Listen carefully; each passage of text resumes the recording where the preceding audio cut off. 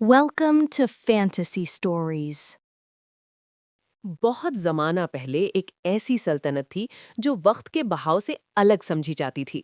وہاں دن اور رات تو بدلتے تھے مگر لوگوں کے دلوں میں جلدی نہیں تھی۔ اس سلطنت کا قانون یہ تھا کہ ہر فیصلہ جلدی میں نہیں بلکہ سمجھ میں لیا جائے۔ اسی سلطنت میں ایک شہزادی نے آنکھ کھولی۔ اس کا نام زائرہ تھا۔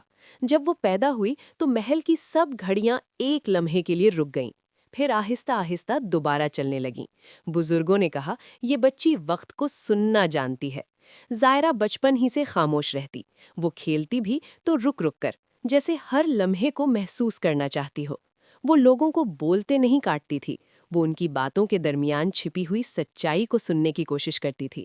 بادشاہ ایک طاقتور حکمران تھا، وہ جنگوں میں کامیاب ہو چکا تھا مگر دل کے معاملوں میں تھک چکا تھا۔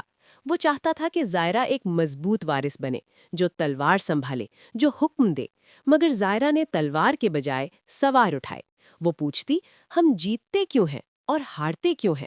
ہم خوش کیوں ہوتے ہیں اور خوف زدہ کیوں؟ وقت گزرتا گیا، زائرہ جوان ہوئی، اس کی آنکھوں میں گہرائی تھی، اس کے لہجے میں نرمی تھی اور اس کے فیصلوں میں وزن تھا۔ ایک دن سلطنت میں عجیب سا مسئلہ پیدا ہوا۔ لوگ وقت کی کمی کی شکایت کرنے لگے۔ کسان کہتے فصل تیار ہونے سے پہلے موسم بدل جاتا ہے، سپاہی کہتے جنگ شروع ہونے سے پہلے حوصلہ ٹوٹ جاتا ہے، ماں باپ کہتے بچے بڑے ہونے سے پہلے دور ہو جاتے ہیں۔ نجومیوں نے کہا وقت ناراض ہے، اور جب وقت ناراض ہو جائے تو سب کچھ بے ترتیب ہو جاتا ہے۔ بادشاہ پریشان ہوا، وزیروں نے قربانیوں کا مشورہ دیا، رسومات بڑھا دی گئیں مگر کچھ نہ بدلا۔ زائرہ نے اجازت مانگی کہ وہ وقت کے قدیم مندر تک جانا چاہتی ہے، وہ مندر جہاں صرف وہی جاتا تھا جو خود کو جاننے کی ہمت رکھتا ہو۔ بادشاہ نے انکار کیا مگر اس بار زائرہ خاموش نہیں رہی۔ اس نے کہا اگر میں وقت کو نہیں سمجھوں گی تو میں لوگوں کو بھی نہیں سمجھ سکوں گی۔ آخرکار اجازت ملی، زائرہ نے سفر شروع کیا۔ راستہ لمبا تھا، جنگلات تھے، سنسان وادیاں تھیں، خاموش راتیں تھیں۔ وہ اکیلی تھی مگر خالی نہیں۔ ہر پڑاؤ پر وہ لوگوں سے ملی۔ کسی بوڑھے نے اسے بتایا کہ وقت صبر سکھاتا ہے، کسی بچے نے کہا وقت کھیلنا سکھاتا ہے، کسی ماں نے کہا وقت چھوڑنا سکھاتا ہے۔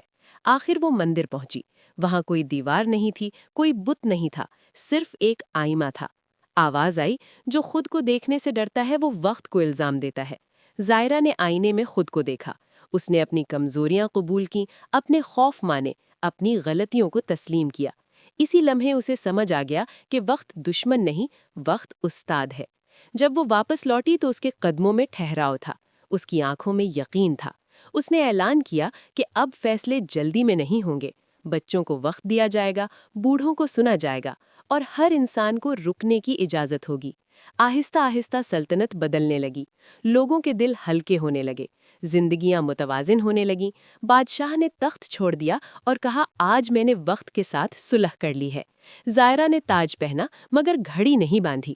اس نے کہا جو وقت کو سن لے اسے وقت ناپنے کی ضرورت نہیں۔ کہا جاتا ہے کہ اس سلطنت میں آج بھی لوگ جلدی میں نہیں ہوتے، کیونکہ وہاں ایک شہزادی نے انہیں جینا سکھایا تھا۔